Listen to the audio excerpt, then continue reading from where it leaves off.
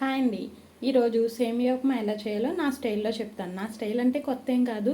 సేమియా ఉప్మా చేసే వాళ్ళకి ఏమవుతుందంటే వాళ్ళకి మెత్తగా లేదంటే పేస్ట్లా అయిపోతుంది. అలా అవ్వకుండా వేరే విధంగా ఎలా చేయాలో చెప్తాను. సో చూడండి, ముందు ఒక బౌల్ తీసుకొని అందులో వాటర్ అండ్ కల్లుప్పు పెట్టుకొని అది కొంచెం హీట్ అయ్యేంత వరకు వెయిట్ చేయాలి. సో చూడండి, ఒకసారి బబుల్స్ వచ్చినాయి కదా. ఇప్పుడు ఈ బబుల్స్ వచ్చాక ఇందులో వెజిటేబుల్స్ మనకి ఏం కావాలంటే అవి. మా ఇంట్లో క్యారెట్ ఎక్కువగా తింటారు, సో నేను క్యారెట్ వేస్తున్నాను ఇందులో. చూడండి, ఓకే. సో క్యారెట్ వేసాక ఏదన్నా గరిటె తీసుకొని జస్ట్ ఒక 2 to 3 minutes జస్ట్ క్యారెట్ అలా జస్ట్ నార్మల్గా బాయిల్ అవ్వాలి. మరి మెత్తగా బాయిల్ అవ్వకూడదండి. మెత్తగా బాయిల్ అవ్వకుండా నార్మల్గా బాయిల్ అయ్యేంత వరకు ఉంచుకోవాలి.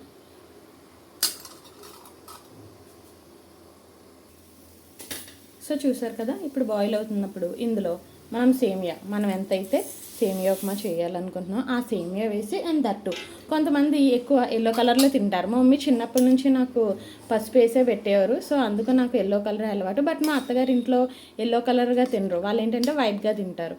సో ఇందులో కావాలంటే పసుపు వేసుకోవచ్చు, లేదంటే మీ ఇష్టం, మీకు ఎలా అయితే అలాగా. అండ్ దాంతోపాటు కొంచెం oil, just 2 to 3 drops of oil వేస్తే ఏమవుతుందంటే ఆయిల్ వలన మనకి పేస్ట్ అవ్వకుండా మెత్తగా రాకుండా ఉంటుందన్నమాట, పొడి పొడిలాడుతూ. సో చూడండి, నేను ఇప్పుడు కొంచెం ఆయిల్ వేసుకుంటున్నాను, ఎందుకంటే పొడి పొడిలాడకుండా ఉంటుందని చెప్పి.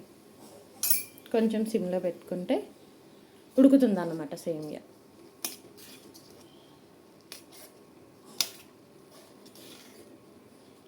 కొంచెం ఉడకనిద్దాం, ఓకే ఫ్రెండ్స్.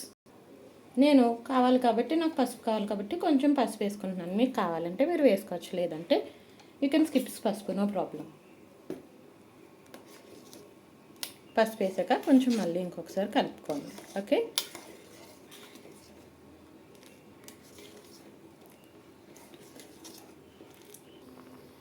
సో ఇప్పుడు సేమియా ఉడికిపోయిందండి. ఉడికిపోయాక దీన్ని స్ట్రైన్ చేసుకోవాలి. మన దగ్గర స్ట్రైనర్ ఉంటే తీసుకోవచ్చు, లేదంటే ఒక జల్లెడ సాయంతో దీన్ని స్ట్రైన్ చేసుకొని అండ్ కోల్డ్ వాటర్తో కడగండి. కడిగితే ఏంటంటే ఇంకా మెత్తగా కాకుండా పొడి పొడిలాడుతూ వస్తుంది. సో చూడండి, ఒకసారి ఏం చేస్తున్నాను నేను. గ్యాస్ కట్టేసాను, చూడండి.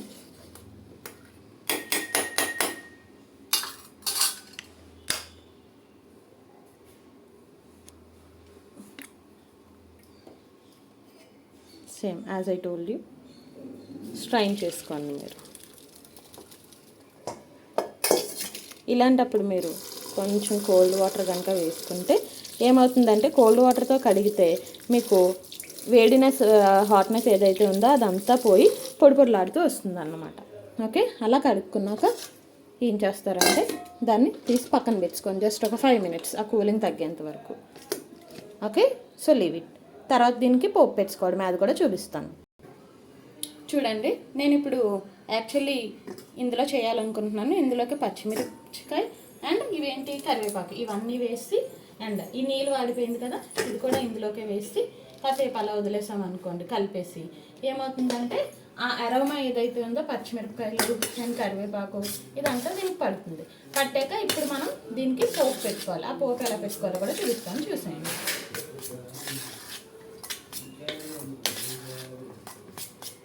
ఇలా కలిపాను కదా, వదిలేయండి అలా, ఓకే. ఇప్పుడు దీనికి పోపు ఎలా పెట్టాలో చెప్తున్నాను, చూడండి. మీరు పోపు ఎందులో పెట్టుకోవాలనుకుంటున్నారో అందులో అది ఆన్ చేసుకొని అందులో ఆయిల్ వేసుకొని, అందులో తెలుసు కదా మీకు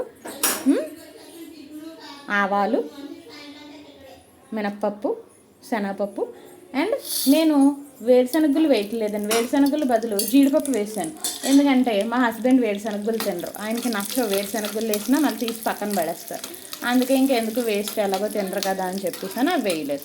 ఇవి వేసుకొని ఇవి వేగాక ఈ పోపు ఏదైతే ఉందో అది తీసి అందులో వేసేసుకొని కలిపేసుకొని ఉప్పు సరిపోయిందో లేదో చూసుకొని, కావాలంటే సాల్ట్ వేసుకొని అడ్జస్ట్ చేసుకొని తినేయడమే. అదేంటి ఇదంతా సేమ్ ప్రాసెస్ కదా, సేమ్ పులిహార చేసినట్టే అండి. ఇలా చేస్తే ఏమవుతుందంటే సేమియా అనేది మనకి పొడి పొడిలాడుతూ, ఎక్కువగా సేమియా ఉప్మాలో అందరికీ వచ్చే ఇబ్బంది ఏంటంటే అతుకుపోయి వస్తుంది, పేస్ట్గా వస్తుంది. బట్ మనం అలా కాకుండా ఇలా ఉడకబెట్టుకొని చేస్తే కొంచెం టైం, బట్ ఎక్కువ టైం కాదండి. నేను చూడండి, లైక్ 5 to 10 minutesలో నాది అయిపోయింది. ఇంకొన్ని పోపు అనేది వేగిపోయింది. సో ఇప్పుడు కట్టేసి పోపుని ఇందులో వేసేసుకొని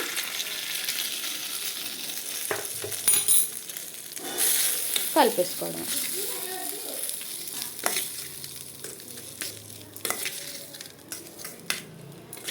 అంతే, కలిపేసుకుంటే రెడీ. మీకు కావాలంటే పెద్ద ప్యాన్ పెట్టుకొని అందులో వేసుకొని పోపు వేగిపోయాక అందులో సేమియా వేసేసుకున్న ప్రాబ్లం ఏం లేదు. మీకు ఎలా కావాలంటే అలా చేసుకోవచ్చు. బట్ ఇలా చేసుకుంటే ఏంటంటే చూడండి, ఎక్కడైనా ముద్దగా ఉందా, పొడి పొడిలాడుతూ నేను చక్కగా వచ్చింది. Okay, thank you for watching.